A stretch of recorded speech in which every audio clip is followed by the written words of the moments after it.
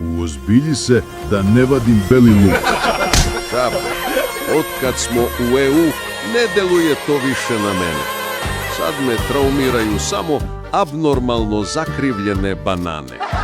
I krivi krastavci su mi smetali, ali su ih posle pustili da budu krivi koliko hoće.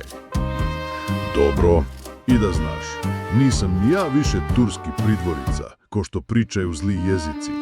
Sad ima taj freelancing. Ja sam regionalni bezbednosni konsultant. Probam i da se probijem u Hollywoodu.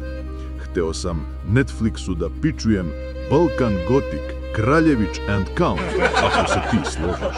Zato sam došao. Mogu kod ovih naših da završim i neku subvenciju za jedno slikanje. Da bude javno-privatno vampirsko partnerstvo. Šta kažeš? Ne treba meni to. Meni je Hollywooda preko glave. Nemoj tako. Treba mi neko da pogura. I si video kako me nagrdiše tamo. Napravili od mene Džofrija. Tebe nagrdiše. A ja, zaštitnik hrišćana, narodni heroji.